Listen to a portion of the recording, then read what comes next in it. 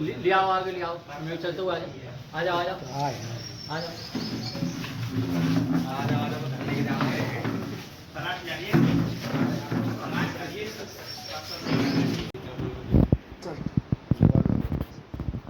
देखिए 17 जून को देर रात को और 18 जून की सुबह थाना गंगीरी क्षेत्र से ये सूचना प्राप्त हुई कि एक ऋषि नाम का व्यक्ति अपने ही गांव में उसका एक शव बरामद हुआ। इस सूचना के आधार पर स्थानीय पुलिस ने संज्ञान लेते हुए तुरंत ही फील्ड यूनिट के साथ मौके पर पहुंच के घटनास्थल को सुरक्षित किया, महत्वपूर्ण साक्ष्यों का संकलन किया, घटना का सफल अनावरण हेतु 3 टीमों का गठन किया। सभी वरिष्ठ अधिकारियों द्वारा मौका को मुआयना किया गया और सीओ साहब के निर्देशन में और ग्रामीण क्रिमिनल इंटेलिजेंस विंग की सहायता से और एसओ गंगीरी के नेतृत्व में कई टीमों का गठन किया गया। इन टीमों ने बेहद ही सराहनीय कार्य करते हुए मात्र 24 घंटे के अंदर ही इस मर्डर का सफल अनावरण किया है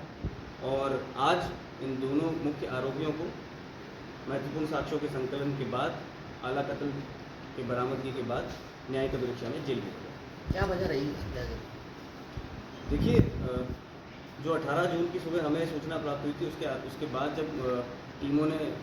इसमें छानबीन शुरू की, सारे साक्ष्यों का संकलन किया तो ये निकल के आया कि मृतक जिसका नाम ऋषि था, उसकी पत्नी जिसका नाम ललिता देवी था, उसका अवैध संबंध मृतक के ही चाचा के बेटे निरेश से था पिछले कई समय से। तो इस बात का पता मृतक को चल गया था और इस बात के चलते मृतक की अपनी पत्नी से भी नोकझोंक हुई और जब उसने निरेश को बताया तो निरेश से भी इस बात पे कहा सुनी। तो 17 जून की रात को निरेश शराब पीने के बहाने इसको ले गया और देर रात 1 बजे के आसपास, जो कि 18 जून की सुबह हो जाती है,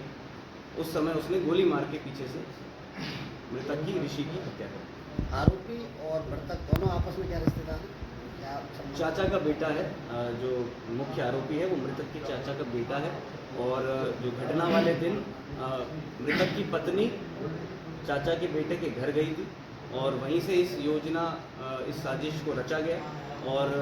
जब हत्या कर दी मृतक की हत्या हो गई, उसके बाद मुख्य आरोपी ने मृतक की पत्नी को जाके बताया भी मैंने उसकी हत्या कर दी है साजिशन, और इसके बाद हम लोग इसका अंतिम संस्कार कल करवा के और उसके बाद यहाँ से भाग चले। गाँव में ही हत्या के बाद गाँव में शव लाया गया था। एक बार वापस में आपको हत्या जो की गई थी वो गांव में की गई थी या कहीं और गोली मारकर शव को लाया गया? एक बार फिर से मैं ब्रीफ कर देता हूँ, बहुत छोटी सी इसमें प्लानिंग है। जब 17 की रात को इनकी आपस में नोक झोंक हुई तो फिर जो दोनों मुख्य आरोपी है इन्होंने आपस में साजिशन, यह पूरी घटना जो है इसको प्लान किया और दोनों ही घर, मृतक का घर और मृतक के चाचा का घर जहाँ पे निरेश रहता है, दोनों ही उसी गाँव में है। जब ये इसको अपनी पत्नी को छोड़ के वहाँ से निकल रहा था और लगभग रात को 1 बजे जब ये अपने चाचा के घर से अपने घर की तरफ आरोपी के साथ जा रहा था तो आरोपी ने पूर्व नियोजित तरीके से जो तमंचा वो अपने घर से लेके आया था, उस तमंचे से ही पीछे से एक फायर किया जो कि मृतक के कान के पास से निकला और मौके पर ही मृतक की जो है वहीं डेथ हो गई। इस बात की सूचना उसने और किसी को नहीं दी, सिर्फ मृतक की पत्नी को वापस, जो कि उसी के घर में रह रही थी, चाचा के घर में ही रह रही थी उस समय, उसको वो सूचना भी दी। लेकिन मृतक की पत्नी ने ये सूचना ना मृतक के परिजन को दी, ना अपने ससुराल वालों को दी, ना ही पुलिस को दी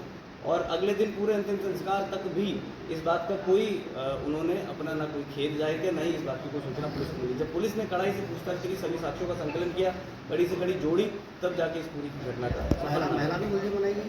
जी, इसमें दोनों ही पूरी तरह से मुजरिम है। एक ने गोली चलाई है और एक ने साजिशन प्लानिंग में इनका साथ दिया। सर ये प्रेम पत्र का मामला था? जी, जैसा कि मैंने बताया कि मृतक की पत्नी का संबंध मृतक के चाचा के बेटे से था और ये संबंध काफ़ी समय से था, जिसकी सूचना मृतक को लग गई थी, जिसके चलते आपस में इनमें कहा सुनी।